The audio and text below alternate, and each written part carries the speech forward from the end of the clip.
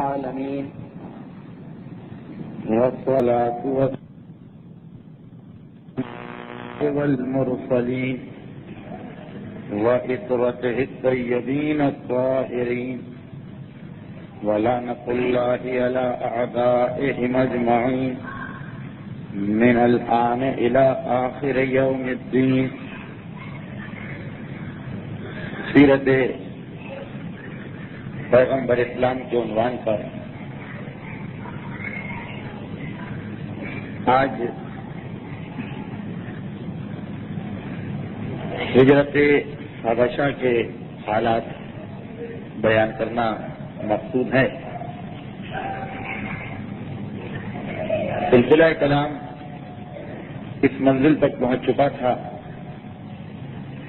کہ پیغمبر اسلام کے اعلان رسالت کے بعد پہلا مرحلہ تو وہ آیا کہ جب خفیہ اور پوشیدہ طور پہ تبلیغ کا سلسلہ جاری رہا.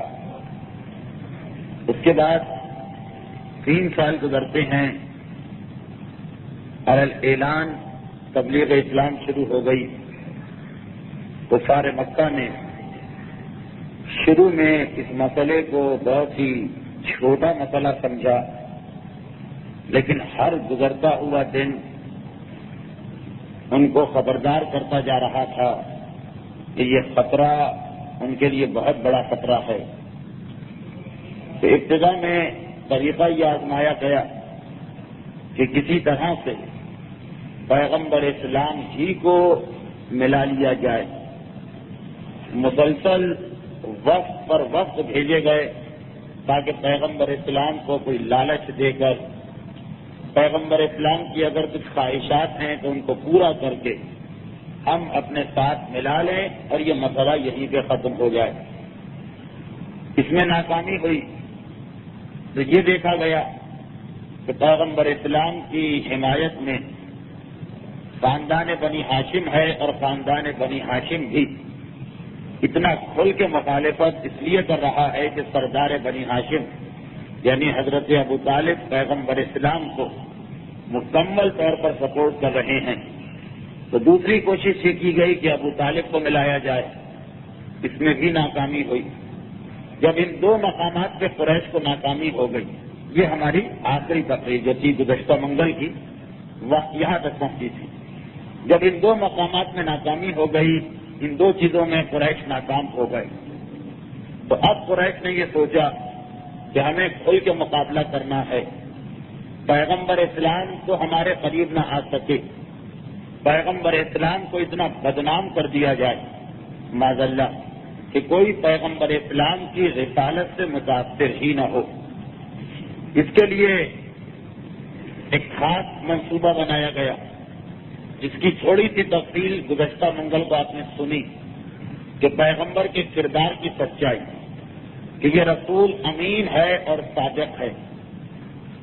قریش کے عام انسانوں کے دلوں پہ اثر کر رہی تھی یہ بات.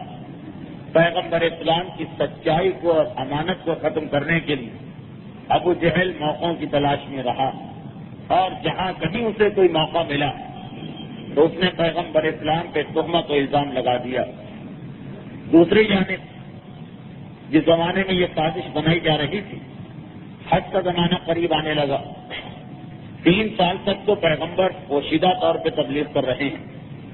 14 سال پورا مصالحت میں نکل گیا. تو اب جو 5واں سال آ رہا یعنی 4تھے سال کا حج، 4تھے سال کا آخری حج، یہ جو زمانے حج قریب آیا قریش کے لوگ انتہائی پریشان ہوئے. 3 سال کی پوشیدہ تبلیغ، 4تھے سال کا جو حج آ رہا، قریش کے لوگ انتہائی پریشان ہوئے کہ ایسا نہ ہو کہ ہم مکے میں تو رسول کو بدنام کر کے محدود کر رہے ہیں، مگر یہ جو حج کے موقع پر سارے عرب کے قبیلے جمع ہوں گے، ان تک پیغمبر اسلام نہ پہنچ جائیں اور یہاں پہ تبلیغ میں شروع کر دیں. تو اب حج کے موقع پر شروع ہی سے پیغمبر کو اتنا بدنام کر دو کہ حاجیوں میں سے کوئی رسول کی بات نہ سننے پائے. دونوں طرف پیغمبر اسلام حج کے موقع کو استعمال کرنا چاہتے ہیں تبلیغ کے لیے. قریش مکہ کو بھی یہ معلوم ہے کہ وہ اللہ کا رسول جو مکے میں آنے والے ایک ایک شخص کو اپنے پاس بلا کے تبلیغ کرتا اتنے اہم موقع کو کیسے ضائع کر دے گا؟ چنانچہ ایک میٹنگ ہوئی خصوصی کہ کیا طریقہ اختیار کیا جائے کہ حج کے موسم میں پیغمبر اسلام ناکام ہو جائیں اپنے پیغام کو عام کرنے کے لیے۔ تو خاص میٹنگ ہوئی حرم کے اس مقام پر جسے دار الندوہ کہا جاتا ہے۔ حجر اسماعیل جو خانہ خدا سے متصل گول سی دیوار، اس دیوار کے بالکل پیچھے یہ مقام تھا جہاں پہ یہ میٹنگ ہوئی، اور اس میٹنگ میں سب سے نمایاں ولید ابن مغیرہ ہے۔ جو وہی ولید ابن مغیرہ تھا کہ جس کا ایک بیٹا عمارہ ابو طالب کے پاس بھجوایا گیا تھا تاکہ ابو طالب اس کو لے لے اور پیغمبر اسلام کو چھوڑ دے، اور یہ وہی ولید ہے کہ جس کے دوسرے بیٹے خالد ابن ولید کا نام تاریخ اسلام میں موجود ہے۔ اس زمانے کے انتہائی بزرگ سرداروں میں سے تھا۔ ایک امیہ ابن خلف، ابو جہل کا چچا، اور ایک ولید ابن مغیرہ، یہ دونوں 100 سال سے زیادہ ان کی عمر تھی۔ حضرت ابو طالب سے بھی کچھ عمر میں زیادہ تھے، یعنی عبد المطلب کا زمانہ دیکھے ہوئے۔ تو ولید ابن مغیرہ اپنی عمر کے اعتبار سے اس میٹنگ کی صدارت کر رہا تھا، بلکہ اس کو صدارت دی نہیں گئی، دوران گفتگو خود اس کے ہاتھ میں صدارت آ گئی۔ جب یہ سب لوگ جمع ہو گئے سرداران قریش، تو خود ولید ابن مغیرہ نے ایک مسئلہ پیش کیا، کہا کہ دیکھو حج کا زمانہ بہت قریب آ رہا ہے، اور ہمیں یقین ہے کہ یہ عبداللہ کا یتیم ابو طالب کا بھتیجا جو ہر آنے والے مسافر کے پاس پہنچتا اتنے بڑے مجمع کو تو نہیں چھوڑے گا، ہمیں چاہیے کہ ہم اس سے پہلے ہی حاجیوں تک پہنچ کر انہیں اس کے خلاف تیار کر دیں۔ اچھا، یہ بات تو طے شدہ تھی، یہ تو پہلے سے طے تھا کہ پیغمبر اسلام کے کردار کو کردار کشی کرنا ہے، پیغمبر کے کردار پہ اعتراضات کرنا۔ چنانچہ پچھلی تقریر میں یہ بھی آیا کہ جب یہ مصالحت ناکام ہو گئی تھی رسول سے، تو قریش کے جتنے تجارتی قافلے بھی نکلتے تھے وہ سب جہاں جہاں جاتے تھے پیغمبر اسلام کو بدنام کرنے کی کوشش کرتے تھے۔ تو یہ تو اس سال بھی یہ ہوگا ایسا، لیکن ولید نے ایک بڑے کام کی بات کہی، ایک بڑے فتح کی بات کہی، کہا کہ دیکھو یہ جو حج کا موقع ہم سب اتنی بڑی تعداد میں اس پہ جائیں گے، حج تو ہو ہی نہیں سکتا جب تک کہ قریش قیادت نہ کریں، ان کی موجودگی تو ضروری ہے، لیکن ایسا نہ ہو کہ جب حاجیوں میں سے کوئی ہم سے پوچھے اس کے بارے میں، یا ہم خود ہی حاجیوں کو بتانا شروع کر دیں تو ہم الگ الگ باتیں کریں، ہم میں سے کوئی کچھ اور کہے، دوسرا کچھ اور کہے، تیسرا کچھ اور کہے، تو یہ جو اجنبی لوگ ہیں، باہر سے آنے والے حاجی ہیں، یہ گھبرا نہ جائیں، ہمارے اوپر شک نہ کرنے لگیں، اس لیے پہلے سے طے کر لو کہ کوئی ایک الزام ہم سب اپنی اپنی جگہ یہی الزام لگائیں تاکہ باہر آنے والوں کو یقین ہو جائے، ورنہ اگر کسی نے کچھ کہا، دوسرے نے کچھ کہا، تیسرے نے کچھ کہا، چوتھے نے کچھ کہا تو آدمی شک میں پڑ جائے گا۔ اچھا، جو تجارتی قافلے جاتے ہیں اس میں کوئی مسئلہ نہیں، ایک قافلہ یمن جا رہا ہے وہ ایک الگ بات کہے، ایک قافلہ شام جا رہا ہے وہ ایک الگ بات کہے، اس میں کیا حرج ہے؟ نہ یمن کا آدمی شام آئے گا، نہ شام کا آدمی یمن جائے گا، لیکن حج کے موقع پر مختلف علاقوں کے لوگ جمع ہو رہے ہیں، اگر ان کو پتا چلے کہ قریش کا ایک آدمی اس نوجوان پہ کوئی اور الزام لگاتا ہے، دوسرا کوئی اور لگاتا ہے، تو یہ اجنبی لوگ ہیں، کہیں ہمارے خلاف شک میں نہ مبتلا ہو جائے۔ بات تو بالکل ٹھیک تھی، کہا کہ ہاں یہ تو تم نے بہت کام کی بات بتائی، چلو اب مل کے طے کرتے ہیں کہ اس کو کیا کہا جائے۔ اچھا، جو الزامات مکے والوں نے لگائے تھے انہی کی بات ہو رہی ہے کہ ان میں سے کون سے الزام کو منتخب کیا جائے۔ مکے میں پیغمبر کو شاعر بھی کہا جاتا ہے، جادوگر بھی کہا جاتا ہے، کاہن بھی کہا جاتا ہے، مجنون بھی کہا جاتا ہے۔ شاعر تو واضح ہے، مجنون کا مطلب بھی واضح، یہ وہی لفظ مجنون ہے جسے آج جدید دنیا نے فینیٹک کا نام دے کے دوبارہ اختیار کر دیا، یعنی ایرانیوں کو چھوڑیں وہ تو فینیٹک، لبنان والوں کو چھوڑیں وہ تو فینیٹک، یہ اس زمانے میں مجنون، یعنی ان کا دماغ چل گیا ہے، یہ پاگل ہے، یہ سڑی ہیں، یہ سودائی ہیں۔ بہرحال یہ دو باتیں تو واضح ہیں۔ جسے جس کاہن جادوگر کو نہیں کہتے، کاہن وہ آدمی جس کے اوپر جن اترتے اور اسے خبریں لا کے دیتے ہیں کہ کل یہ ہوگا، پرسوں یہ ہوگا، اس وقت یہ ہو رہا، اس کی اپنی کوئی خصوصیت نہیں، اس کے پاس جن آتے ہیں۔ اور ایک ہے جادوگر جو علم ہے جادو، جس کے بعد کوئی جن وغیرہ نہیں آتے ہیں، وہ اپنے علم سے کام لیتا۔ تو یہ 4 الزام مکے والے لگاتے تھے، ولید نے کہا ان میں سے کوئی ایک طے کر لو، اس لیے کہ 4 الزامات ایک دوسرے سے ٹکراتے ہیں۔ جو شاعر ہوتا ہے وہ جادوگر نہیں ہوتا، جو جادوگر ہوتا ہے وہ کاہن نہیں ہوتا، جو کاہن ہوتا ہے وہ پاگل نہیں ہوتا۔ تو ایسا نہ کہ ایک ہی مجمع میں ہم کچھ کہیں، تم کچھ کہو، تم کچھ کہو، تو ہماری بات شک میں پڑ جائے۔ ایک کوئی چیز طے کر لو۔ کسی نے تجویز پیش کی کہ ایسا کرتے ہیں کہ ہم سب مل کر اس کو کاہن کہا کریں گے۔ ولید کافی پرانا تجربے کار معمر کہتا ہے کہ نہیں، یہ الزام جو ہے یہ چلے گا نہیں۔ قریش مکے کے سردار ہیں، مکے کے رہنے والے تو قریش سے دبتے ہیں، یہ باہر سے آنے والوں پہ تو ہمارا کوئی اثر نہیں۔ ہم کاہن کہیں گے، وہ اگر اس نوجوان سے ملاقات کر لیں تو ان کو پتا چل جائے گا کہ یہ کاہن نہیں، کاہنوں کی بات کا طریقہ ہی کچھ اور ہوتا۔ کسی نے کہا کہ جادوگر کہا جائے، کہا کہ نہیں، جادوگروں کا انداز بھی ہر آدمی جانتا ہے، ہم اور آپ نہیں جانتے، لیکن قریش میں تو جادوگر گلی گلی اور محلے محلے ہوا کرتے، جادوگروں کا طریقہ بھی ہر آدمی جانتا ہے، یہ بات بھی نہیں چلے گی۔ کسی نے کہا کہ پھر اس کو مجنون مشہور کر دیں تاکہ کوئی اس کی بات سنے ہی نہیں، کہا یہ بھی غلط ہے۔ اگر ہم اسے پاگل کہیں گے تو اس کی بات چیت تو پاگلوں جیسی نہیں، سب لوگ سمجھ جائیں گے کہ یہ جھوٹا الزام لگایا گیا۔ دیکھیے اب مسئلہ کیا ہے، باہر سے آنے والے اپنے محلے والوں کو، اپنی قوم کو تو آدمی ہر طرح دبا سکتا، لیکن غیر کیوں ہماری بات سنیں گے؟ ان کے سامنے تو ایسی بات کہنا ہے کہ خود ان کی عقل بھی اسے قبول کرے۔ کہا کہ نہیں، یہ مجنون کا الزام بھی چلے گا نہیں۔ کسی نے کہا کہ شاعر کہیں، کہا کہ نہیں، شاعروں کا کلام ہوتا ہی کچھ اور، یہ شاعری تو نہیں لگ رہا۔ جب یہاں تک بات پہنچی تو ابو جہل کھڑا ہو گیا اور ولید ابن مغیرہ کے پیچھے پڑ گئے کہ چچا آپ نے ہر بات کو غلط ثابت کیا، اب آپ بتائیے کہ ہمیں کیا کہنا چاہیے۔ ہم میں سے تو ہر ایک کی تجویز غلط ہے، ہم میں سے تو ہر ایک جھوٹی بات کر رہا، آپ بتائیے، آپ مشورہ دیجیے، بڑے تجربے کار ہیں آپ، زمانہ دیکھا ہے آپ نے، سرد و گرم سے آگاہ، آپ بتائیے کہ ہمیں کیا کہنا چاہیے۔ ولید کہتا ہے کہ کہنا تو انہی چار میں سے کوئی بات چاہیے، اس لیے کہ پانچویں بات اگر ہم نکالیں گے تو ٹائم بہت کم ہے، ہر ایک کی زبان پہ چڑھے گی نہیں، ایسا نہ ہو کہ اس میں اور خرابی ہو جائے اور پریشانی ہو جائے۔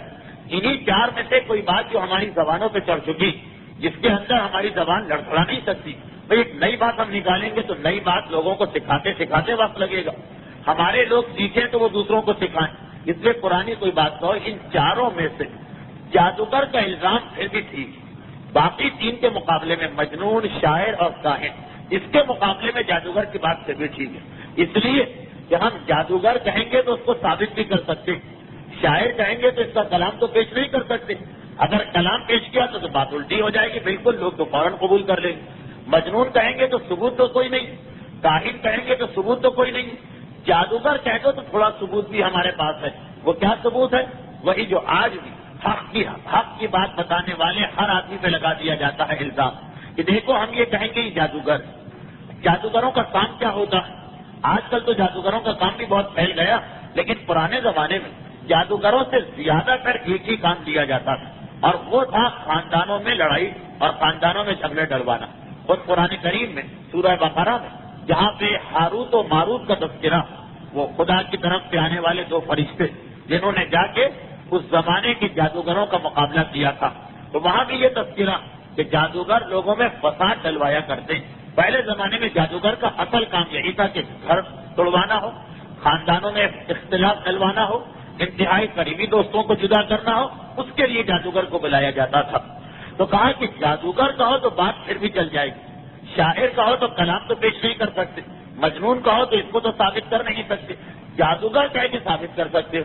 یہ کہو کہ جادوگر، پھر نام لینا شروع کر دو کہ فلاں خاندان میں اس کی وجہ سے جھگڑا ہو گیا، باپ اور بیٹے میں جھگڑا، شوہر اور بیوی میں جھگڑا، پڑوسی اور پڑوسی میں جھگڑا، اور بات تو صحیح تھی، پیغمبر اسلام کی وجہ سے مکے کے ہر گھرانے میں جھگڑا تھا، مکے کے ہر خاندان میں جھگڑا تھا، اور ہر وہ مقام کہ جہاں پہ حق آ جائے گا وہاں پہ جھگڑا تو ضرور ہوگا۔ تو کہا کہ ہم اپنی بات ثابت بھی کر سکتے ہیں، قسم بھی کھا سکیں گے، لوگوں کو بھی لے کے جائیں گے کہ دیکھو یہ باپ بیچارہ، اس کا بیٹا اس کو چھوڑ کے چلا گیا، اس کو دیکھو یہ شوہر ہے، اس کی بیوی نے اس سے بغاوت کر دی۔ تو یہ الزام بالکل ٹھیک ہے۔ سب نے کہا کہ ہاں بھائی، جائے بزرگ خالی نہیں، بزرگ بہرحال بزرگ ہوتا، چچا نے ہم کو کتنا اچھا مشورہ دیا اور کتنے اچھے طریقے سے سمجھایا، بس اب ولید ابن مغیرہ کی بات کو مان لیا جائے گا۔ دیکھیے یہی وجہ، ولید ابن مغیرہ پیغمبر اسلام کے خلاف اس انداز سے لوگوں کو تیار کر رہا کہ قرآن نے یا تو ابو لہب کا تذکرہ بہت تفصیل سے کیا، وہ جو قرآن کا سورہ لہب ہے تبت یدا ابی لہب، یا ولید کا تذکرہ بہت تفصیل سے کیا. ادھر ولید یہ پورا منصوبہ بنا کے اٹھا اور ادھر سورہ مدثر کی وہ 7-8 آیتیں مسلسل نازل ہوئی جس میں پیغمبر سے کہا گیا کہ ذرنی ومن خلقت وحیدا وجعلت له مالا ممدودا وبنین شہودا. اے رسول آپ پریشان نہ چھوڑ دیں، میرے حوالے کر دیں اس آدمی کو جسے میں نے پیدا کیا، ولید ابن مغیرہ. وجعلت له مالا ممدودا، ہم نے اس کو بڑی کثیر تعداد میں مال دیا. وبنین شہودا، اور کثیر تعداد میں ایسے بیٹے بھی ہیں جو ہر وقت اس کی آنکھوں کے سامنے رہتے ہیں. 13 بیٹے تھے اور سب جوان ہو گئے تھے اس کی آنکھوں کے سامنے. خود انتہائی بوڑھا، اس کے سارے بیٹے اس کے سامنے جوان ہو گئے. ایک بڑی بات ہوتی تھی پرانے زمانے میں کہ 13 بیٹے اور 13 کے 13 نوجوان بیٹے. معاذ اللہ، میں کوئی شباہت یا تشبیہ نہیں دے رہا ہوں مگر عربوں کا ماحول سمجھانے کے لیے کہ دیکھیے جناب ام البنین کو سارے عرب کی عورتیں کتنے فخر سے دیکھا کرتی، اس لیے کہ 4 بیٹے اور چاروں ان کی آنکھوں کے سامنے جوان ہو گئے. تو یہ عربوں کی ایک مینٹلٹی تھی، ایک ان کی ذہنیت بن گئی تھی. تو ولید کو تو عرب بہت بڑا مانتے کہ مال بھی اس کے پاس اتنا کہ کوئی حد نہیں، اور اولاد بھی 13 بیٹے اور 13 کے 13 نوجوان. تو قرآن تذکرہ کر رہا کیا ہے ابھی ہم نے اسے پیدا کیا، ہم نے اسے مال دیا، ہم نے اس کو بیٹے دی. بیٹے بھی شہودا، وہ بیٹے جو ہر وقت اس کے سامنے شاہد رہتے ہیں، حاضر رہتے ہیں، ہر وقت اس کے سامنے کھڑے رہتے ہیں. اس کے باوجود اس کی حالت کیا ہے؟ ثم نظرا، یہ غور و فکر کر رہا، وہ ابقا و بصرا، اور تیوریاں چڑھا کر اور منہ بنا کر واپس جا رہا. وہ ادبرا و تکبرا. اے رسول یہ پیٹ پھرا کے چلا اور غرور کرتا ہوا چلا، اور کیا کہتا ہوا چلا؟ وقال ان ھذا الا سحر یوسر، کہ یہ قرآن یہ تو ایک جادو کے علاوہ کچھ نہیں. ما ھذا الا کلام البشر، یہ تو ایک انسان کا بنایا ہوا کلام ہے. سأصلیہ سقر وما ادراک ما سقر لواحۃ للبشر علیہ 17 اشر. ان قریب ہم اسے سقر کے حوالے کریں گے. وما ادراک ما سقر، تمہیں کیا پتا کہ سقر کیا؟ لواحۃ للبشر، یہ کھال کو جلا دینے والی چیز ہے. لا تبقی ولا تذر، انسان اس میں جاتا نہ زندہ رہ پاتا ہے نہ موت اسے آنے پاتی. علیہ 17 اشر، اس پر 19 فرشتے ہماری طرف سے مقرر. تو قرآن اتنی تفصیل کے ساتھ 1-2 آیت نہیں، پورا سلسلہ ہے 10 یا 12 آیتوں کا ولید کی مذمت میں. وجہ یہی کہ پیغمبر اسلام کے خلاف پہلی مرتبہ سارے عرب کے قبائل میں حج کے موقع پر پروپیگنڈے کے لیے ولید نے مشورہ دیا تھا. یہ ولید کی بنائی ہوئی پلاننگ تھی، حج کے موقع پر حق کے خلاف اس انداز سے پروپیگنڈا کیا جائے. قرآن کتنی مذمت کر رہا ہے، مسلسل آیتیں آ رہی. تو قریش نے پیغمبر اسلام کو بدنام کرنے کے لیے یہ دوہرا طریقہ اختیار کیا، ڈبل ٹریک، کہ ایک تو پیغمبر اسلام کے کردار میں خرابی نکالی جائے، وہ پچھلی دفعہ 17 اونٹوں کا واقعہ، اور ایک یہ کہ پیغمبر کو انتہائی بدنام کیا جائے تاکہ پیغمبر اسلام کی عزت لوگوں کی نگاہوں سے ختم ہو جائے. یہ ایک طریقہ. اب دوسرا خطرہ ابو طالب کا ہے. ابو طالب کو محدود کرنا یا ابو طالب کے اثر کو کم کرنا یہ اتنا آسان بھی نہیں. اس میں قریش کو 3 سال لگ گئے، تب شیب ابی طالب کا معرکہ پیش آیا، وہ بات کا مرحلہ. اور تیسرا طریقہ یہ اختیار کیا، پیغمبر کو بدنام کیا جائے، ابو طالب کے اثر کو ختم کیا جائے، اور جتنے بھی مسلمان ہمارے ہاتھ لگ سکتے ہیں ان پر مظالم کو بڑھا دیا جائے اور اضافہ کر دیا جائے. چنانچہ جیسے ہی مصالحت کی وہ کوششیں ناکام ہو، قریش نے اپنے مظالم اور بڑھا دیے. اور عین اسی موقع پر ایک اور واقعہ پیش آیا جو پچھلی منگل کی تقریر کا آخری واقعہ تھا کہ قریش کو اب تک ایک تسلی تھی کہ یہ نوجوان 45 سال کا تو ہو چکا، قریش کے معیار سے 20, 22, 25 سال اور اس کی زندگی باقی ہوگی زیادہ سے زیادہ، اس کے بعد تو یہ مسئلہ ختم ہو جائے گا. لیکن عین اسی زمانے میں شہزادی کی ولادت ہو گئی. اب اور بڑا مسئلہ پیش آ گیا کہ شہزادی کی ولادت کا مطلب تو یہ کہ اب اس کے بعد اس کی اولاد، اس کی نسل چلے گی. جس خطرے کو ہم چھوٹا سمجھ رہے تھے اب تو یہ بڑا ہو گیا، اب تو یہ نسلوں تک چلنے والا. چنانچہ قریش کے مظالم اور بڑھ گئے، اتنے زیادہ ہو گئے مظالم کہ 20 جمادی الثانی کو شہزادی کی ولادت ہوتی ہے. یہ 5واں سال ہے اعلان نبوت کو. 4تھے سال کے آخر حج کے موقع پر پیغمبر کو بدنام کیا گیا، 5واں سال شروع ہو گیا اور مظالم بڑھا دیے گئے. 20 جمادی الثانی کو شہزادی کی ولادت ہوئی. اب مظلوم مسلمان، بے کس مسلمان، ان کو بھی ایک تسلی ہوئی، ان کے دلوں کو بھی ایک سہارا ملا اور قریش بھی گھبرا گئے. چنانچہ اتنے مظالم بڑھ گئے کہ جمادی الثانی کے فوراً بعد رجب کا مہینہ آیا. پیغمبر اسلام یہ دیکھ رہے ہیں کہ میرے صحابی اتنے مظالم کو برداشت کر رہے ہیں مجھ سے کوئی شکایت نہیں کر رہا. ایک دو مرتبہ لوگوں نے کچھ باتیں آ کر کہی, پیغمبر نے تسلی دی, مگر یہ ہے تو انسان, فرشتے تو نہیں, ہے تو انسان, کہاں تک ان مصائب کو برداشت کریں گے. تو پیغمبر اسلام اپنے بعض صحابیوں کو بلایا اور کہا کہ ایسا کرو کہ تم لوگ یہاں سے حبشہ چلے جاؤ.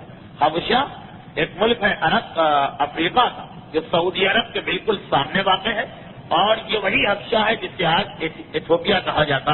حبشہ چلے جاؤ. اچھا, حبشہ والوں کے اور مکے والوں کے بہت پرانے تعلقات تھے, اتنے پرانے تعلقات تھے کہ ہر افریقی کو مکے والے حبشی کہنے لگے, جبکہ حبشہ ایک ملک ہے, افریقہ تو پورا بر اعظم, لیکن اتنے پرانے تعلقات کہ جو بھی افریقہ سے آتا, قریش کو اور تو کچھ معلوم نہیں, ایک ہی ملک کا نام یاد ہے حبشہ, اس کو وہ حبشی کہتے ہیں. چنانچہ آج تک عربی اور اردو میں حبشی غلام ہر اس غلام کے لیے استعمال ہوتا ہے کہ جو کالے رنگ کا ہو, چاہے اس کا کوئی تعلق بھی حبشہ سے نہ ہو. پرانے تعلقات تھے. اور قریش کے مکہ کا ایک خاص تجارت کا معاہدہ تھا حبشہ والوں سے. حبشہ کے لوگ مکے کے چمڑے کو بہت پسند کرتے تھے. مکے کا چمڑا, جو مکے میں ہر سال حج کے موقع پہ جانور قربان ہوتے, اس کے بعد ان کی کھال کو سکھایا جاتا. مکے کا موسم انتہائی گرم اور خشک ہے, رطوبت نہیں, جس کی وجہ سے مکے کی کھالیں خراب نہیں ہوتی. اس کی بڑی قیمت تھی حبشہ کے اندر, اور قریش کے تجارتی قافلے یہ سامان لے کے جایا کرتے تھے. چنانچہ حبشہ ایک بہت ہی مشہور علاقہ تھا. حبشہ میں عیسائیوں کی حکومت تھی. جب عیسائیوں کی حکومت تھی, وہاں کے بادشاہ کا نام تھا اسمہا. لیکن ایک ضمنی بات آ گئی, میں بیان کرتے ہوئے اپنے موضوع پر آؤں. حبشی زبان میں یعنی افریقن لینگویج بادشاہ کو کہتے ہیں نجوش. نجوش کا لفظ حبشی زبان سے نکل کے عربی میں آیا تو یہ بن گیا نجاشی. نجاشی تو کسی کا نام نہیں, نجاشی کا مطلب بادشاہ. اور اس بادشاہ کا جو پیغمبر کے زمانے میں تھا, اس کا نام تھا اسمہا. الف سواد میم بڑی ہے اور چھوٹی ہے. اسمہا اس بادشاہ کا نام تھا. یعنی نجاشی کا مطلب ہوا شاہ حبشہ. اس کا نام کیا ہے؟ اس کا نام ہے اسمہا. یہ اسمہا وہ شخص تھا کہ جس کی حکومت کچھ عرصے پہلے اس کے دشمنوں نے چھین لی تھی. اور کیونکہ وہ عیسائی تھا, خدا کو تو مانتا تھا, اس نے جنگ کی اور دوران میں کچھ منتیں مانی کہ اگر خدا میری حکومت مجھے واپس دلوا دے گا تو میں مظلوموں کا خیال کروں گا اور کسی پہ ظلم نہیں کروں گا. 3-4 منتیں کی اس نے. جس وقت پیغمبر نے اعلان رسالت کیا تھا, اس وقت تک حبشہ کی حکومت نجاشی کے ہاتھ میں نہیں آئی, اسمہا کے ہاتھ میں, وہ اس کے دشمنوں کے ہاتھ میں تھی. لیکن 4تھے سال کے آخر تک نجاشی بادشاہ دوبارہ اپنی حکومت کو حاصل کر چکا تھا. تو جب 5 سال ہو گئے پیغمبر کو, تو پیغمبر نے اپنے بعض صحابیوں کو بلایا اور کہا کہ تم ایسا کرو کہ حبشہ چلے جاؤ. فَإِنَّ لَهَا مَلِكًا لَا يَظْلِمُ. وہاں پہ آج کل اس بادشاہ کی حکومت آ گئی ہے جو ظلم نہیں کرتا, جو ظالم نہیں. پیغمبر اسلام کتنا بہترین اصول بتا رہے ہیں کہ کافر کی حکومت قبول ہے اگر وہ ظالم نہ ہو. ظلم کتنی بدترین صفت ہے اسلام کی نگاہ میں کہ کافر کے ملک میں رہنا قبول ہے اگر ظلم اس کے پاس نہ ہو. تو وہاں چلے جاؤ اور وہاں جا کے آرام و اطمینان کے ساتھ رہو. یہاں پر میں ایک بات اور بتا دوں کہ بڑا اختلاف ہے مسلمانوں میں کہ یہ حبشہ کی ہجرت کب ہوئی اور کتنے لوگوں نے یہ ہجرت کی. اور یہ اختلاف کی وجہ یہ کہ ایک چیز ذہنوں سے نکل گئی تھی. خیر اب تو علماء نے اس کو حل کر لیا کہ اصل میں حبشہ کی طرف 2 مرتبہ مسلمانوں نے ہجرت کی. اس سے پہلے کے مورخین نے دونوں ہجرتوں کو اس طرح ملا دیا کہ بعض اوقات پریشانی ہوتی کہ ایک کتاب میں لکھا ہے کہ 5ویں سال ہجرت ہوئی, ایک میں لکھا ہے 6ٹھے سال, ایک میں لکھا ہے کہ 12 آدمی گئے, ایک میں لکھا ہے کہ 100 آدمی گئے. تو اصل میں 2 ہجرتیں ہوئی. پہلی ہجرت شہزادی کی ولادت کے اگلے مہینے رجب سن 5 میں ہوئی. پیغمبر نے اپنے بعض صحابیوں کو بلایا. ایسا لگ رہا کہ یہ جن لوگوں کو بھیجا جا رہا ایک طرح سے ایک ایڈوانس پارٹی, یہ پہلے جا کے حبشہ کے حالات دیکھے, وہاں کا ماحول دیکھے, پھر آ کر دوسرے مسلمانوں کو تسلی دے کے اپنے ساتھ لے جائیں. ایک دم سے اتنے سارے مسلمان تو جانے کو تیار نہیں ہوں گے. تو پیغمبر نے اپنے بعض صحابیوں کو بلایا اور ان سے کہا کہ تم حبشہ چلے جاؤ. ان کی تعداد میں اختلاف ہے, لیکن زیادہ تر علماء نے لکھا ہے کہ یہ 16 آدمی تھے جس میں 12 مرد تھے اور 4 عورتیں. دوسری روایت ہے 11 مرد اور 4 عورتیں, یا 15 ہے یا 16, مگر علامہ مجلسی نے شیخ تبسی کے حوالے سے 16 ہی کی تعداد کو اختیار کیا. 16 آدمیوں کو بھیجا گیا, 12 مرد اور 4 عورتیں. اچھا, یہ 16 کا قافلہ جا رہا, اس 16 کے قافلے جو زیادہ مشہور شخصیتیں ہیں ان میں ایک تو حضرت عثمان ہے جو خلافت میں خلیفہ ثالث کی حیثیت سے ہمارے سامنے آئے. ایک ان کی زوجہ ہے جناب رقیہ، حضرت خدیجہ کی بہن کی بیٹی، پیغمبر اسلام کے گھر میں پرورش پانے والی، جن کی شادی پیغمبر نے اپنی بیٹی کی مانند کی تھی کہ میری بیٹی ہے، یہ کہہ کے شادی کی. حضرت عثمان کی پہلی بیوی جناب رقیہ. یہ دو مشہور شخصیتیں. ان کے بعد حضرت ابو سلمہ اور ام سلمہ. ام سلمہ کا نام تو ہمارے بچے کو معلوم. جناب خدیجہ کے بعد ازواج رسول میں جو سب سے زیادہ فضیلت ہے وہ ام سلمہ کو ہے. یہ ام سلمہ خاندان بنو امیہ سے تعلق رکھتی. یہ اور ان کے شوہر ابو سلمہ، یہ دو بھی اس پہلی ہجرت میں گئے تھے. یہ چار مشہور آدمی ہو گئے. اس کے علاوہ جناب موصب ابن عمیر، بڑی عظیم شخصیت ہے، ان کا تذکرہ بعد میں تفصیل سے آئے گا. پانچویں شخصیت، چھٹی شخصیت جناب عثمان ابن مظعون. عثمان ابن مظعون مولا کائنات کے انتہائی قریبی دوست و صحابی تھے. یہ بالکل شروع میں اسلام لانے والوں میں سے تھے، اور جب مسلمان مدینے پہنچے تو مدینے پہنچنے کے کچھ ہی دنوں کے بعد ان کا انتقال ہو گیا تھا. مولا کو ان سے بڑی محبت تھی. انہی کے نام پر مولا نے اپنے ایک بیٹے کا نام عثمان رکھا تھا، عثمان ابن مظعون. یہ چھٹی مشہور شخصیت تھی. اس کے علاوہ عبد الرحمان ابن عوف، حضرت عثمان کے رشتے کے بھائی، جنہوں نے بعد شورا کے موقع کے اوپر اپنے ہاتھ میں کنٹرول لے کے مولا کائنات سے وہ سوال کیا تھا کہ آپ کتاب خدا، سنت رسول اور سیرت شیخین پر چلیں گے یا نہیں. عبد الرحمان ابن عوف. اس کے علاوہ زبیر ابن عوام، یہ وہی شخصیت ہے جو طلحہ اور زبیر، ہمارے یہاں نام مشہور ہے. زبیر ابن عوام پیغمبر اسلام کی پھوپھی جناب صفیہ کے بیٹے. یہ 7 اور 8 تو بڑی مشہور شخصیتیں.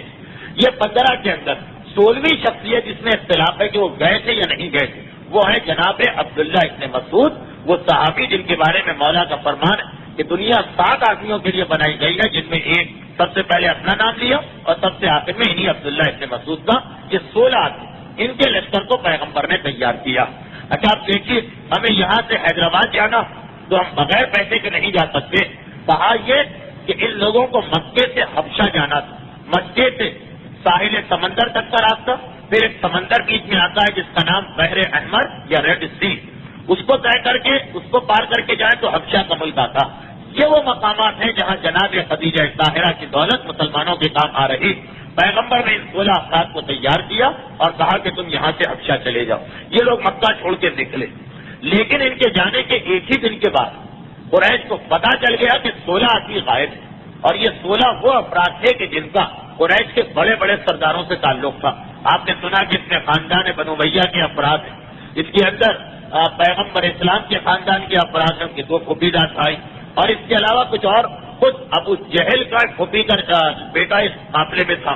تو فوراً اطلاع مل گئی کہ لوگ یہاں سے جا چکے ہیں، تعداد کم ہوئی. چنانچہ قریشیوں نے اپنے ایک دستے کو بھیجا کہ دوڑ کے جاؤ اور ان کو پکڑ کے لاؤ. مسلمانوں کو بھی معلوم تھا کہ ہمارا تعاقب ہو رہا، چنانچہ وہ بڑی تیزی کے ساتھ چلے. آج جہاں پہ جدہ شہر، اس زمانے میں یہ شہر تو تھا نہیں، اس کے قریب ایک اور مقام تھا شعیبیہ.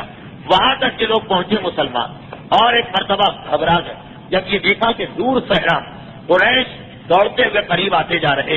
اب تو دریا گیا، دریا نہیں بلکہ سمندر، ریڈ سی، بحر احمر، اس کو کیسے پار کیا جائے. مسلمانوں کی خوش قسمتی یا یہ کہیے کہ پروردگار کی مدد کہ عین اسی موقع پر ایک کشتی ساحل سمندر کو چھوڑ رہی تھی. 2 یا 4 آدمیوں کے لیے وہ دوبارہ اپنا جہاز لے کے نہیں آتا، مگر 16 کی تعداد تو کافی بڑی تعداد تھی. جب ملا نے دیکھا، یعنی شعیبیہ عرب کے علاقے میں ہے، سامنے حبشہ، ان کے بیچ میں دن میں 2 یا 3 مرتبہ جہاز چلا کرتے تھے، چھوٹے چھوٹے جہاز، یعنی آج کی بڑی کشتیاں. لیکن جب ملا نے دیکھا کہ 16 آدمی آئے ہیں، اس کے دل میں بھی لالچ پیدا ہو. وہ دوبارہ پیچھے آیا اور ان سے کہا کہ 5-5 درہم میں کرایہ لوں گا. یہ سفر وہ ہے کہ 1 درہم بھی اس کا کرایہ زیادہ جو عام طور پہ اجرت ہے. کہا 5 درہم مانگ رہا، لیکن چونکہ قریش بالکل سر پہ آ گئے اس لیے مسلمان تیار ہو گئے. اب یہ اتنا پیسہ، یہ اتنی دولت، یہ سب کہاں سے آ رہی؟ مسلمان اس کشتی پہ سوار اور حبشہ پہنچ گئے. 16 آدمیوں کا پہنچنا، دیکھو اتنی بڑی تعداد تو ہے نہیں. حبشہ کے بادشاہ کو اطلاع ملی تو چونکہ مکے سے ویسے ہی تجارتی قافلے آتے رہتے تھے، تجارتی تعلقات تھے، اس لیے اس نے کوئی توجہ نہ دی اور کہا کہ یہ مہمان ہیں، ان کو آرام اور اطمینان کے ساتھ رکھو. اچھا اب یہ یہاں پہ رہ رہے ہیں قریش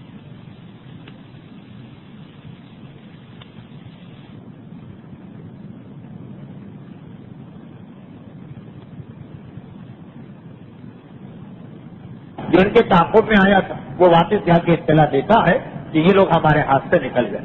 رجب کے اندر یہ لوگ حبشہ پہنچے، رجب کا مہینہ گزرا، شعبان کا مہینہ گزرا، رمضان کا مہینہ گزرا، شوال کا مہینہ شروع ہوا۔ شوال کا مہینہ شروع ہوا کہ یہ سب کے سب 16 کے 16 آدمی واپس آ گئے۔ اب یہ واپس کیوں آئے؟ اس سلسلے میں ہمارے یہاں کی روایات تو بہت ہی سادہ اور واضح ہیں کہ پیغمبر اسلام نے چونکہ ان کو بھیجا ہی اس لیے تھا کہ ایک مرتبہ یہ حبشہ کا ماحول دیکھ کے آ جائے تاکہ پھر مسلمانوں کی ایک بڑی تعداد ان کے ساتھ بھیجی جا سکے۔ اس لیے اس اعتبار سے تو کوئی عجیب بات نہیں، یہ 16 کے 16 آدمی واپس آ گئے۔ لیکن یہ ہماری روایت ہے، بالکل سیدھی سادھی روایت، جن کا مقصد پورا ہو گیا یہ واپس آئے۔ لیکن بڑی عجیب ایک روایت ہم کو کتابوں میں ملتی اور اتنی معتبر کہ کوئی عالم آج تک اس کو جھٹلا نہیں سکا۔ البتہ کسی کی سمجھ میں بھی نہیں آ رہا ہے کہ اس روایت کو مانے تو کیسے مانے۔ یہ تمام مسلمان مورخین کا مسئلہ سوائے ہمارے علماء کے، کیونکہ ہماری کسی کتاب میں یہ روایت موجود نہیں، لیکن باقی ہر اسلامی کتاب میں یہ روایت ہے، جو اصلی یعنی جو اوریجنل کتابیں ہیں عربی، سب میں یہ روایت پائی جاتی اور اتنی معتبر کہ باقاعدہ مولانا مودودی جیسے عالم نے لکھا کہ واقعہ تو بالکل خلاف عقل ہے، لیکن 15-16 مختلف راویوں نے نقل کیا، تو ہم یہ تو نہیں کہہ سکتے کہ جھوٹا واقعہ، جھوٹ ایک آدمی بنائے گا، 2 بنائے گا، 3 بنائیں گے، 16 مختلف راوی۔ اب کسی نہ کسی طرح اس واقعے کو ٹھیک کرنا۔ اچھا واقعہ کیا ہے وہ سن لیجیے، اگرچہ میرے موضوع سے خارج ہے لیکن ایک دلچسپ بات ہے اس لیے بیان کیے دے رہا ہوں۔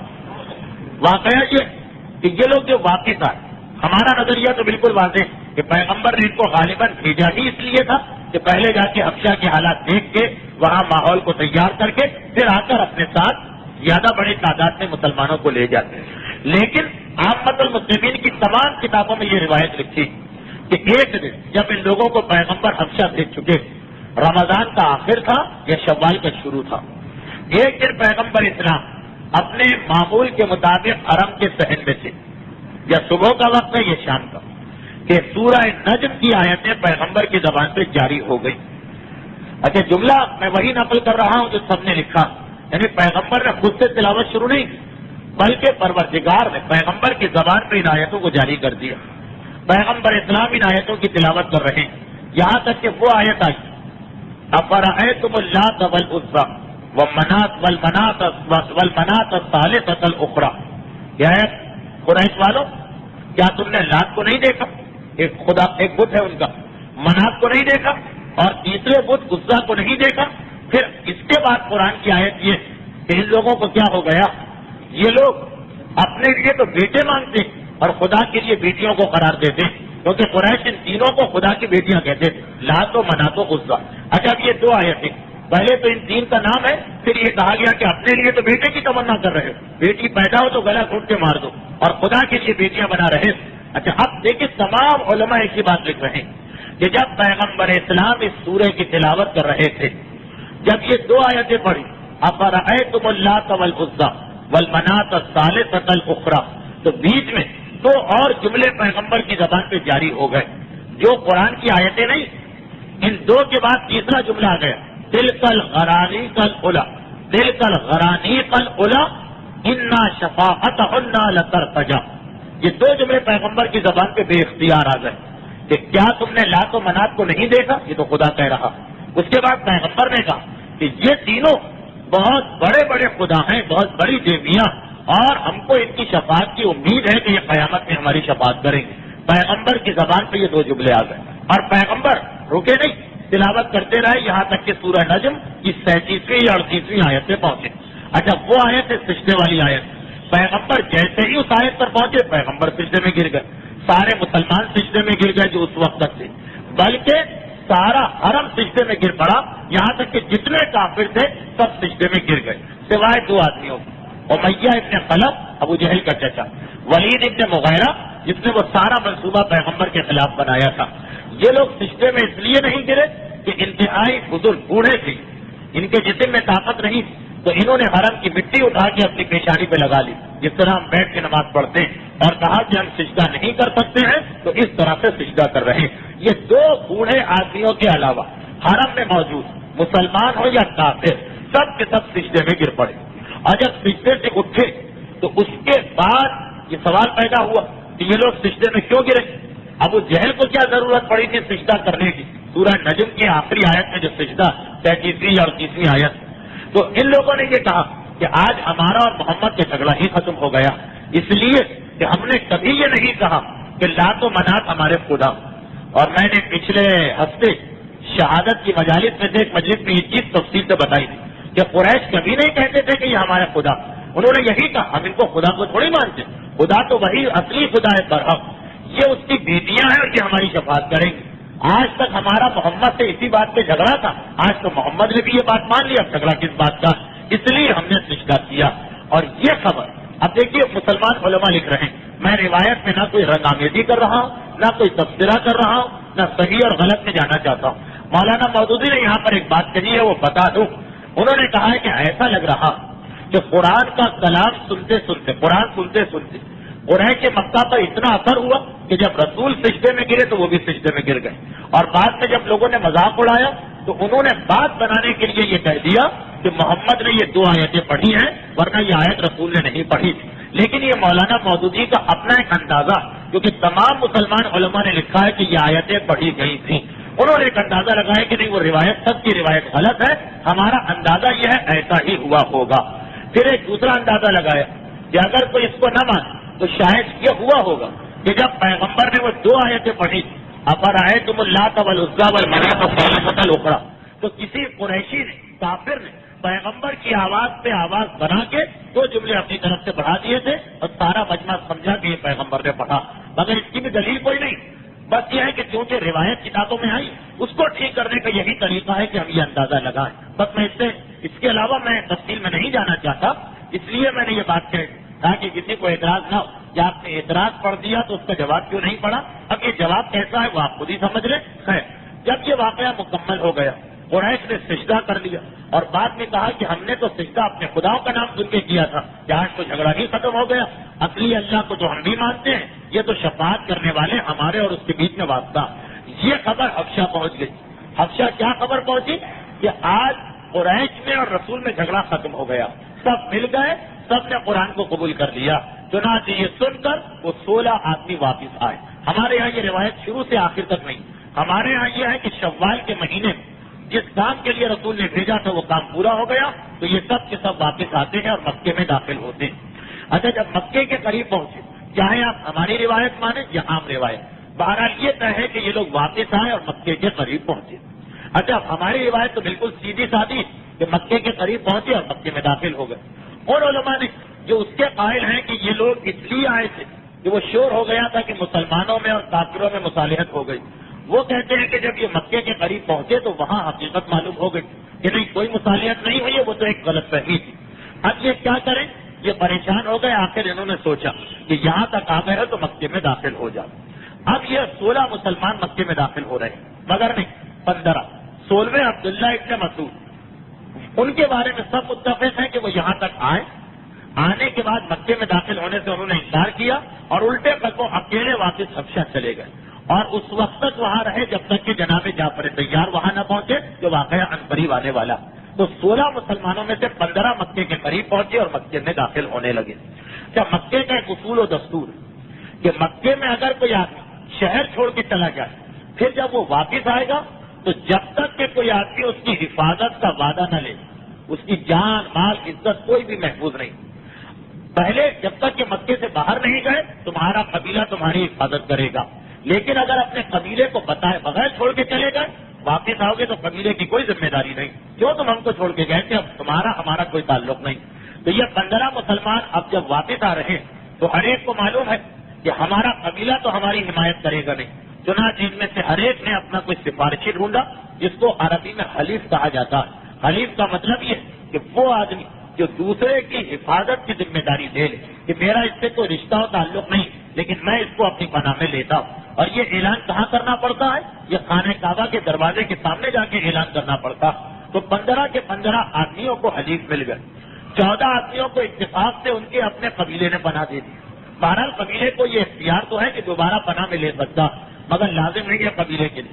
15ویں وہی عثمان ابن مظعون، ان کا قبیلہ ان کو اپنی پناہ میں لینے کو تیار نہیں. اچھا اب عثمان ابن مظعون کو بھی مکے میں داخل ہونا. ولید ابن مغیرہ، وہ آدمی جس کی اتنی برائی آج آپ نے سنی، اس نے کیونکہ عربوں میں کچھ خصوصیتیں بھی تھیں، کچھ اچھائیاں بھی تھیں، اس نے جب آ کے یہ دیکھا کہ 14 آدمیوں کو ساتھی مل گیا، 15واں آدمی آنے سے انکار کر رہا ہے عبداللہ ابن مسعود کہ میں تو واپس جا رہا ہوں، اور 16واں اکیلا بچا، تو بہرحال اس کو رحم آیا، کہا کہ تمہیں میں اپنی پناہ میں لیتا ہوں، آؤ میرے ساتھ۔ یہ سب چلے، حرم کے دروازے پہ 15 کے 15 آدمی اور ان کے جو حمایتی وہ کھڑے ہوئے، اعلان کر دیا کہ قریش کے لوگوں اب یہ ہماری پناہ میں ہے۔ پناہ کا مطلب یہ ہے کہ اب جو اس پر حملہ کرے گا پہلے ہم پہ حملہ کرنا پڑے گا، اسے نقصان پہنچا ہم اس کی طرف سے مقابلہ کریں گے۔ اگر یہ اعلان نہ ہو تو کسی کو حق نہیں ہے دوسرے کا بچاؤ کرنے کا اور دوسرے کی حمایت کرنے کا۔ خیر اب یہ واقعہ مکمل ہو گیا، یہ سارے مسلمان اپنے اپنے گھروں میں پہنچ گئے۔ عثمان اتنے مظلوم، 2-3 دن تو ان کو گزر گئے اس حالت میں، مگر فوراً ان کے ذہن میں خیال آیا، لیکن یہ حرام نہیں، لیکن ان کا اللہ پہ توکل و بھروسہ اور عقیدہ کہ میں نے کیا غلط کیا، مکے میں داخل ہوا اور ایک مشرک کی پناہ لے، کیا میرا خدا مجھے پناہ دینے والا نہیں، کیوں میں نے اس کی پناہ لی؟ چنانچہ آئے دوبارہ ولید کے پاس، اے ولید تیرا شکریہ اور مہربانی کہ تو نے جس وقت مجھے اکیلا دیکھا تو مجھے پناہ دی، مگر مجھے تیری پناہ نہیں چاہیے، میں چاہتا ہوں کہ تیری پناہ سے نکل جاؤں۔ ولید حیران ہو گیا، کیسی بے وقوفی کی بات کر رہے ہو؟ لوگ تو باقاعدہ پیسے دیتے ہیں، رشوت دیتے ہیں، مال خرچ کرتے ہیں تاکہ تو ان کو پناہ میں لے، اور تمہیں پناہ مل گئی ہے اور تم چھوڑ کے جا رہے ہو مجھے؟ کہا کہ ہاں میرے لیے اپنے خدا کی پناہ کافی ہے، میں کسی اور کی پناہ میں جانے کو تیار نہیں۔ ولید نے کہا پھر ٹھیک ہے تو آؤ چلو میرے ساتھ خانہ کعبہ تک۔ اس طرح پناہ میں لینے کا اعلان کرنا پڑتا ہے، اسی طرح پناہ سے نکالنے کا بھی اعلان کرنا پڑتا۔ اچھا پورا عرب کا ماحول تھا، جس کو پناہ میں لے لیا گیا اگر وہ کہیں پہ کوئی جرم کرے تو لوگ اس کو نہیں پکڑیں گے، اس کو پکڑیں گے جس نے اس کو پناہ میں دیا، اس کا ضمانت تھی، اس نے اس کی ضمانت نہیں، تو اسی لیے پناہ میں سے نکالنے کا بھی اعلان کرنا پڑتا تاکہ کل کو یہ نہ کہے کہ میں نے تو اس کو پہلے ہی اپنی پناہ میں سے نکال دیا تھا، نہیں ثابت کرو۔ ولید ان کو لے کے آئے اور خانہ کعبہ کے دروازے کے سامنے اعلان کر دیا۔ اچھا خانہ کعبہ تو ہر وقت آباد رہتا کہ آج تو یہ میری پناہ سے نکل گیا، اب اس کا مجھ سے کوئی تعلق نہیں۔ اچھا یہ اعلان کر کے ولید بیٹھا، اتفاق سے لبید نامی ایک شاعر، یمن کا بہت بڑا شاعر تھا، وہ اسی زمانے میں مکے آیا ہوا تھا، اس کو کچھ پتہ ہی نہیں تھا کہ یہاں کیا ہنگامہ ہے، کیا جھگڑا ہے، کیا کچھ ہو رہا۔ شاعر جب کوئی آتا تھا مکے سے تو وہ خانہ کعبہ کے سامنے جا کے اپنی شاعری کو سناتا تھا، اچھی شاعری کرے گا انعام ملیں گے، تحفے ملیں گے، لوگ پیسے دیں گے، اور خانہ کعبہ سے بہتر کوئی مقام نہیں جہاں سارے سردار مل جائیں گے، ہر سردار وہاں بیٹھتا تھا صبح سے شام تک۔ جیسے ہی یہ معاملہ ختم ہوا، یہ بات ختم ہوئی، لوگ اپنی پرانی ایکٹیویٹیز میں لگ گئے۔ لبید سے کہا کہ بھائی ہاں تم اپنا قصیدہ سنا رہے تھے، یہ ولید نے آ کر اہم اعلان کر کے بیچ میں روک دیا، چلو آگے بسم اللہ ارشاد، جو کچھ بھی ہو، بسم اللہ تو نہیں کہا ہوگا، جو کچھ بھی ان کا محاورہ کہ آگے ارشاد۔ لبید نے اپنا قصیدہ وہاں سے شروع کیا۔ اچھا عثمان ابن مظعون ابھی ابھی پناہ سے نکلے، لیکن اتفاق ہے کہ اسی وقت وہ شعر بھی آنا تھا، ایک شعر آ گئے، کوئی ایسا اہم شعر نہیں، اس سے زیادہ گمراہی والے شعر ہماری زبانوں پہ چڑھے رہتے، لیکن وہ ان کا ایمان کہ وہ شاعر قصیدہ پڑھتے پڑھتے یہاں تک پہنچا تھا۔ اب جو شعر آیا وہ یہ کہ اللہ کل شیء باطل، کہ آگاہ ہو جاؤ اللہ کے علاوہ ہر چیز ختم ہونے والی ہے۔ عثمان ابن مسعود رک گئے، یہ تو کوئی بہت ہی اچھا شاعر خدا کی تعریف کر رہا، بے شک تو نے سچ کہا، خدا کے علاوہ ہر چیز کو فنا۔ پھر اس نے اس کا دوسرا مصرع پڑھا، یہ عربی کا بہت ہی مشہور شعر، وَكُلُّ نَعِيمٍ لَا مُحَالَةُ زَائِلٌ، اور ہر نعمت یقیناً ختم ہو کے رہے گی۔ بس اتنا سننا تو عثمان کہنے لگے نہیں، یہ تم نے غلط کہا۔ پہلا شعر ٹھیک پڑا کہ اللہ کے علاوہ ہر ایک کو ختم ہونا، مگر یہ جو کہا کہ کُلُّ نَعِيمٍ لَا مُحَالَةَ زَائِلٌ، ہر نعمت کو لا محالہ ختم ہونا ہے، ظاہر ہونا، یہ غلط ہے۔ جنت کی نعمتیں ہمیشہ باقی رہنے والی ہیں۔ عثمان ابن مظعون قریش کے مجمع میں قریش کے اس شاعر کو ٹوکتے کہ جنت کی نعمتیں باقی رہنے والی ہیں، یہ تم نے بالکل غلط پڑھا۔ اچھا اب یہ غلط مسئلہ کہ دشمنوں کے اتنے بڑے مجمع میں بیٹھ کر جنت کی نعمتوں پہ یقین کا اظہار کرنا، وہ اس وقت کے مسلمانوں کا ایمان، اور آج ایسے مسلمان ہیں جنہیں خود جنت ہی کے بارے میں شک کہ جنت بھی کوئی چیز ہے یا کوئی بس خیالی پلاؤ پکا کے ہم گزر جائیں گے۔ خیر عثمان ابن مظعون ایک مرتبہ کھڑے ہو کے کہتے یہ تو نے غلط کہا۔ لبید شاعر، عرب کا مانا ہوا شاعر، ایک مرتبہ وہ انتہائی غصے کے عالم میں سرداران قریش کی طرف پلٹا، اے سرداران قریش، یہ کیا ہو گیا ہے تمہاری تہذیب کو، تمہارے طریقے سے؟ اب شاعر کے منہ پر اس کو ٹوکا جاتا، آج تک تو مکے میں یہ نہیں ہوا۔ شاعروں کی بھی ایک شریعت ہوتی، شاعروں کا بھی ایک طریقہ ہوتا، ان کے بھی کچھ اصول ہوتے، تو شاعر کو اس کے منہ پہ ٹوکنا یہ تو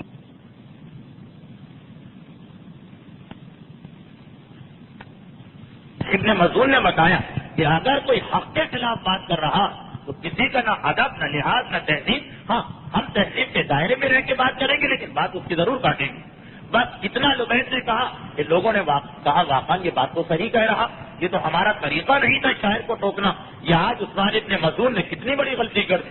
ایک آدمی کو جوش آیا ابن ابی مغیرہ, وہ تو کھڑے ہوئے اور اتنے زور سے مکہ مارا عثمان ابن مظعون کی الٹی آنکھ پر کہ آنکھ سوج گئی اور اس پر نیل پڑ گیا. ولید ابن مغیرہ نے یہ منظر دیکھا. ایک مرتبہ عثمان ابن مظعون کچھ سے مسکرا کے کہا, ابھی یعنی 2 منٹ پہلے کی بات ہے, اگر 2 منٹ دیر سے یہ اعلان ہوتا تو عثمان ابن مظعون کو کوئی ہاتھ نہیں لگا سکتا. ولید نے تنزیہ انداز میں تانا دیتے ہوئے کہا کہ اے ولید, اے عثمان, میری پناہ سے نکل کے گئے تو دیکھا تمہاری آنکھ بالفور ختم ہو گئی. عثمان ایک مرتبہ پورے یقین کے ساتھ کہتے ہیں کہ مجھے تو اس بات کا افسوس ہے کہ خالی ایک آنکھ کو چوٹ کیوں لگی, دوسری آنکھ کیوں سالم بچ گئی.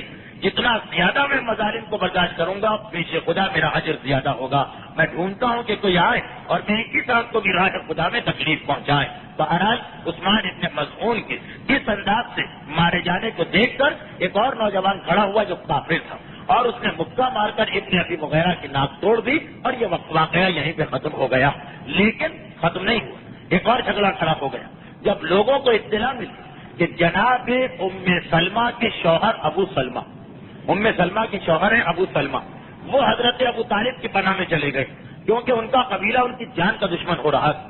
ابو سلمہ کا تعلق قبیلہ بنو مخزوم سے تھا. یہ میں کوشش کرتا ہوں کہ نام کم سے کم آئے. یہ عثمان ابن مظعون کا جھگڑا ختم ہوا, ایک اور جھگڑا کھڑا ہو گیا. پتا چلا کہ ابو طالب نے ام سلمہ کے شوہر کو اپنی پناہ میں لے لیا. ام سلمہ کے شوہر ان کو اپنی پناہ میں لے لیا. اچھا, کیوں اپنی پناہ میں لیا؟ ان کا تعلق تو قبیلہ بنو مخزوم سے, صرف اس لیے کہ ان کے والد بنو مخزوم کے تھے اور عربوں میں باپ سے معاملہ چلتا. لیکن ابو سلمہ کی والدہ جناب برہ حضرت ابو طالب کی بڑی بہن, عبد المطلب کی بیٹی, پیغمبر اسلام اور مولا کائنات کی پھوپھی, یہ پھوپھیدار بھائی ہیں ابو سلمہ. ام سلمہ کا نام تو ہمارے یہاں سب کو یاد ہے, ان کے شوہر کا نام ہم بھول جاتے ہیں. ان کے پہلے شوہر وہ ہیں ابو سلمہ. اصل میں دونوں نام نہیں, ان کے بیٹے کا نام سلمہ تھا تو وہ ماں کہلانے لگی ام سلمہ, باپ کہلانے لگے ابو سلمہ. ان کو ابو طالب نے اپنی پناہ میں لے لیا. اچھا, جب یہ اطلاع قبیلہ بنو مخزوم کو ملی, بہت ہی ناراض, غصے کے عالم میں ابو طالب کے مکان کے اوپر پہنچے اور کہا کہ اے ابو طالب, یہ کیسا انصاف کہ تمہارا بھتیجا ہمارے پورے شہر کے خلاف جا رہا, تم نے اس کو اپنی پناہ میں لے لیا, اور اب ہمارے قبیلے کا آدمی جو تمہارا بھانجا, اسے بھی تم اپنی پناہ میں لیتے ہو, تمہیں حق کیا؟ ہمارے بیٹے کو لینے کا تمہیں کوئی حق نہیں. جناب ابو طالب پورے جلال کے ساتھ کہتے کہ خبردار, آگے کچھ نہ کہنا, اگر وہ میرا بھتیجا ہے تو یہ بھی میرا بھانجا, اور اپنے بھانجے کی میں حفاظت کروں گا. قبیلہ بنو مخزوم اور زیادہ غصے میں آ رہا.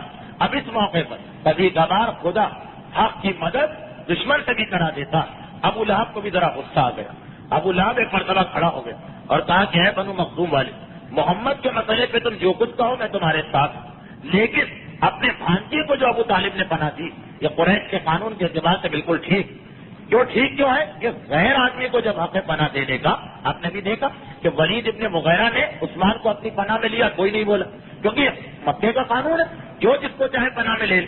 یہ غیر آدمی کو حق پناہ دینے کا, تو یہ تو ماموں اپنے بھانجے کو پناہ دے رہا. اب اگر تم کچھ بولے تو میں اور ابو طالب ایک ساتھ ہو جائیں گے. یہ بنو مخزوم کے لیے زیادہ بڑا نقصان تھا. ابو سلمہ ہاتھ سے نکل گئے کوئی بات نہیں, ابو لہب اگر ہاتھ سے نکل گیا تو زیادہ بڑا نقصان. کیونکہ آپ کو معلوم, آج کی میری تقریر شروع ہوئی تھی حج کے واقعے سے, ختم بھی وہیں پہ ہو رہی کہ حج کے موقع پر سب سے زیادہ پروپیگنڈا ابو لہب کرتا. ابو لہب, میں نے 2 یا 3 ہفتے پہلے بیان کیا کہ ابو لہب کا کام یہ تھا کہ پیغمبر اسلام کے پیچھے پیچھے جاتا تھا حج کے موقع پر, اور جہاں پیغمبر لا الہ الا اللہ کہتے تھے وہ فوراً کہتا تھا انہی لوگوں سے کہ میرے بھتیجے کی بات میں نہ آنا, یہ غلط کہہ رہا. کیونکہ سگا چچا اپنے بھتیجے کی برائی کر رہا تو غیر لوگ یقین کر لیتے. قریش کا پروپیگنڈا کام نہیں آ رہا, اگر ابو لہب کام آ رہا تھا. اگر آج ابو لہب ہمارے ہاتھ سے نکل گیا, یہ واقعہ ہے شوال کا. دیکھیے پچھلا حج گزرا ہے 4 کا, یہ سن 5 کا حج آنے والا, حج میں 2 مہینے رہ گئے. اگر ابو لہب ہاتھ سے نکل گیا تو زیادہ نقصان ہوگا. کہا اچھا ہم معافی مانگتے ہیں اور ہم جاتے ہیں, آپ کو ناراض کرنا ہمارا مقصد نہ تھا. اس طرح ابو سلمہ حضرت ابو طالب کے گھر میں آ گئے. پیغمبر اسلام نے اس پورے قافلے کو واپس خوش آمدید کہا اور اب اصلی پروگرام بنایا گیا کہ اب کس طرح سے ہم کو حبشہ واپس جانا. یہ واقعہ شوال میں مکمل ہو گیا کہ جو پہلا گروہ گیا تھا وہ واپس آ گیا. یہاں تک کہ اگلا سال شروع ہوا سن 6. پیغمبر اسلام نے اب صحیح معنوں میں ایک لشکر کو تیار کیا. 83 مرد ہیں, 18 عورتیں.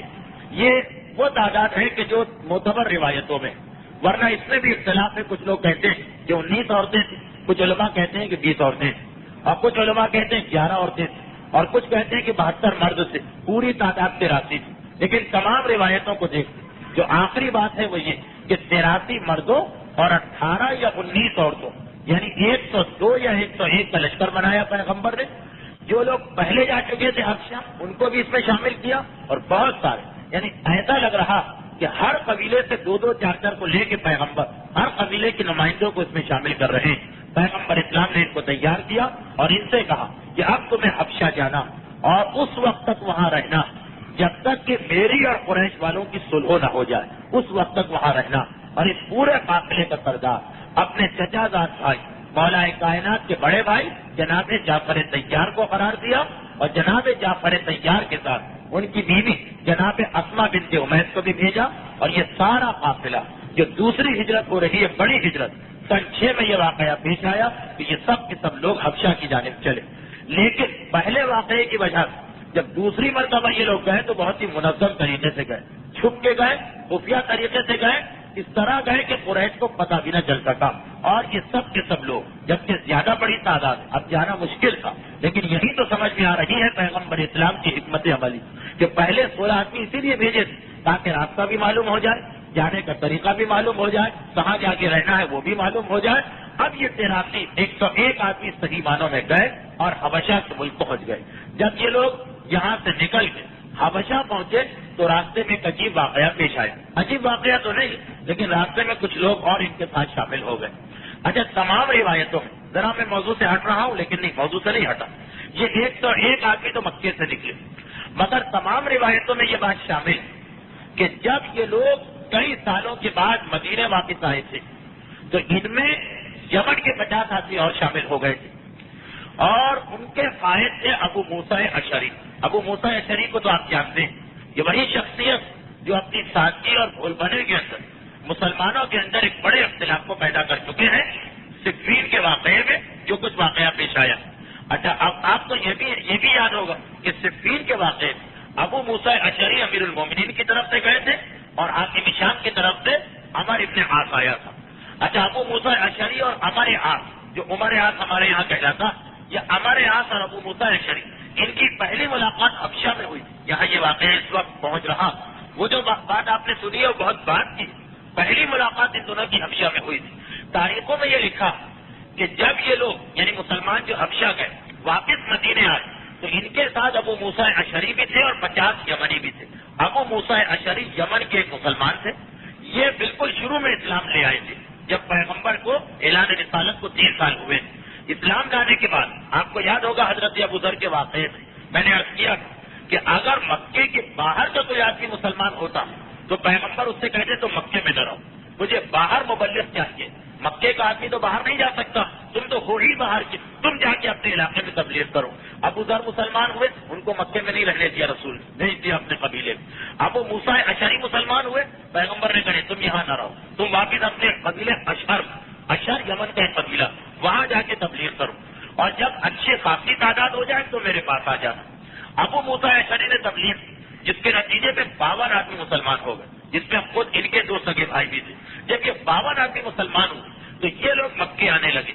اچھا, اب تاریخوں میں یہ لکھا کہ جب حبشہ کے مہاجرین کئی سالوں کے بعد اپنی ہجرت ختم کر کے رسول سے ملے تو وہاں ابو موسیٰ اشعری بھی تھے ان کے ساتھ. علماء یہاں پریشان کہ ابو موسیٰ اشعری وہاں کیسے پہنچ گئے. اب اس سلسلے میں 3 روایتیں ہمارے سامنے آئی. پہلی روایت یہ آئی کہ جب حبشہ کی ہجرت ہونے والی اس سے کچھ پہلے ابو موسیٰ اشعری اپنے 52 ساتھیوں کو لے کے مکے میں آ گئے. پیغمبر نے ان کو دیکھا, کہا کہ یہ تم نے ٹھیک نہیں کیا, جو مکے کے باہر والے, جب میں مکے والوں کو باہر بھیج رہا ہوں تو باہر والوں کو یہاں رکھنا مناسب نہیں. یہ مسلمان حبشہ جا رہے ہیں، تم بھی ان کے ساتھ ہو جاؤ، تم بھی یہاں سے نکل جاؤ، ان کے ساتھ چلے جاؤ. یہ ایک روایت ہے. دوسری روایت یہ کہ نہیں، ابو موسیٰ اشعری کو مسلمان بناتے بناتے جو اپنے قبیلے میں تبلیغ 12 سال لگ گئے. 12 سال کے بعد 50 آدمیوں کو لے کے جب وہ آ رہے تھے تو ان کو اطلاع ملی کہ رسول کو تو مدینے گئے ہوئے بھی 6 سال ہو گئے، تم کو بہت دیر ہو گئی. اب حبشہ کے لوگ مدینے جا رہے ہیں، وہ ان کے ساتھ مل گئے. خیر یہ 2 روایتیں چھوڑیے، جو معتبر روایت ہے وہ یہ کہ جس وقت حبشہ کے مہاجرین نکلے اور اپنے علاقے سے نکل کے جدہ کے ساحل پر پہنچے، جدہ تو نہیں تھا، شعیبیہ، کشتی میں بیٹھ کے حبشہ جانے لگے اور حبشہ کے ساحل پہ اتر گئے. ادھر ابو موسیٰ اشعری یمن سے اپنے ساتھیوں کو کشتی میں لے کے آ رہے تھے. یمن سے پشتی کا راستہ بڑا مشکل، کشتی میں لے کے آ رہے تھے. جب مکے کے قریب پہنچے تو ہوا کا رخ بدل گیا. اچھا یہ لوگ تو سب بالکل نئے ہیں، ان کا پیشہ تو نہیں ہے ملاحی، ان کو پتا بھی نہیں چلا. اب کشتی کو جانا ہے دائیں ہاتھ سے، ہوا چلنے لگی الٹی، چنانچہ کشتی کا رخ پھر گیا اور بجائے دائیں ہاتھ سے یہ کشتی بائیں ہاتھ پہنچی. جب بائیں ہاتھ پہ پہنچی تو وہاں جا کے اترے، پتا چلا کہ ہم کو تو جانا مکے میں تھا، ہم آ گئے حبشہ، نئے علاقے میں آ گئے. لیکن یہ بھی پتا چل گیا کہ یہاں تو ہم سے پہلے 100 مسلمان پہنچ چکے اور پیغمبر نے خاص ان کو یہاں بھیجا. تو دل میں سوچا کہ ہم اپنی قوم سے اس لیے نکل کے آئے تھے کہ کافروں کے ساتھ رہنا صحیح نہیں، یہاں ہم کو مسلمانوں کا ماحول مل رہا، چلو یہیں پہ رہ جاؤ. کہیں ایسا نہ ہو کہ ہم واپس مکے جائیں اور پیغمبر ہم کو پھر بھیجتے کہ جب مکے والوں کو میں باہر ہجرت کرا رہا ہوں تو تم کیوں یہاں آ رہے ہو. چنانچہ یہ لوگ حبشہ ایک اتفاقی حادثے کے نتیجے میں فقط ہوا کا رخ بدلنے سے حبشہ پہنچ گئے اور 150 کا لشکر وہاں پہنچ گیا. مگر 101 جو پیغمبر نے بھیجے 53 آدمی نے کیا ہے. مگر قریش مکہ کو چین کہاں، ان کے لیے سب سے بڑی ان کی توہین ناک کٹنے کی بات تھی کہ ہمارے مجرم، ہمارے قیدی یہاں سے نکل کے ہمارے ہاتھ سے نکل کے کیوں چلے گئے حبشہ. اور جب یہ اطلاع ملی کہ وہاں کے بادشاہ نے تو بڑے احترام کے ساتھ ان کو رکھا، اب تو گویا رات دن انگاروں پہ لوٹ رہے. آپ نے طے کیا کہ ہمارے اور بادشاہ کے پرانے تعلقات کیونکہ تجارتی قافلے جاتے ہیں، ہم ان کو جا کے کہیں گے ہمارے مجرم واپس کرو. یہ ارادہ کر کے وہ نجاشی کے دربار میں پہنچتے. لیکن نجاشی کے دربار میں کیا دیکھا کہ مسلمان ہجرت کر کے آئے اور ان کا وہ عقیدہ ہے تو نجاشی کا نہیں. مسلمان تو کہتے ہیں کہ عیسیٰ خدا کے بندے ہیں، نجاشی کہتا ہے کہ عیسیٰ خدا کے بیٹے. اور آپ اگلے منگل کو سنیں گے کہ مناظرہ بھی ہوا مسلمانوں کا اور نجاشی سے اسی بات کے اوپر، وہ تفصیل بات. لیکن جب پہنچے تو یہ دیکھ کے انتہائی حیران ہو گئے کہ خاصا احترام نجاشی کی طرف سے ملا ہوا ہے مسلمانوں کو. عقیدہ الگ تھا، عقیدہ جدا تھا، مگر عقیدہ الگ ہونے کے باوجود نجاشی یہ کہہ رہا کہ میں ان کو تمہارے حوالے نہیں کروں گا، یہ میرے مہمان، میری غیرت کے خلاف ہے کہ میں ان کو تمہارے حوالے کروں. یہ نجاشی کہہ رہا ان مسلمانوں کے بارے میں جن کا اور نجاشی کا عقیدہ بالکل الگ ہے، جن کا نجاشی سے کوئی تعلق نہیں عقیدے کا، مگر غیرت مند کہہ رہا ہے کہ میری نگاہ میں یہ کافر صحیح، کافر سے مسلمان، میری نگاہ میں یہ کافر صحیح، مگر میرے دربار میں ہے تو میرے مہمان بن کے آئے. یہ ایک عیسائی کا کردار اور ایک مسلمان کا کردار ہے کہ رسول ذاتیہ اس کے دربار میں لائی گئی. فقط یزید کی بات میں نہیں کر رہا ہوں، صرف یزید کا مسئلہ نہیں، یہ مسئلہ پورے مسلمانوں کا مسئلہ. یہ دربار ہے، یزید کا دربار ہے، لیکن ایک نجاشی کا دربار، عیسائی کا دربار، جس کی نگاہ میں مسلمان کافر، نہ صرف یہ کہ کافر بلکہ جو اس کا خدا، اس خدا کو وہ خدا نہیں مانتے، خدا کی توہین کرتے ہیں، اس کے عقیدے میں جس کو ہم خدا کہتے ہیں اس کو یہ کہتے ہیں کہ بندہ، لیکن غیرت کے خلاف، شرافت کے خلاف کہ جو ہمارے دربار میں آیا ہم اس کا احترام نہ کریں. اور وہاں رسول ذاتی شام کے دربار میں کھڑی ہو گئی اور اتنی دیر کھڑی رہی. یہ روایت یہ ہے کہ شہزادی زینب کے گھٹنے دکھنے لگے. زینب نے ایک مرتبہ اپنے گھٹنوں کو تھاما اور کس سے فریاد کر ہے کوئی غیرت مند مسلمان جو آپ کہیں کہ چلے یزید تو نہیں کہہ رہا، کوئی غیرت مند مسلمان، بنت رسول آپ ضعیف بھی ہیں، آپ خاتون بھی ہیں، آپ قیدی بھی ہیں، میں کھڑا ہو جاتا ہوں، آپ میری جگہ بیٹھ جائیے. کوئی غیرت مند مسلمان اس دربار میں کھڑا نہ ہوا.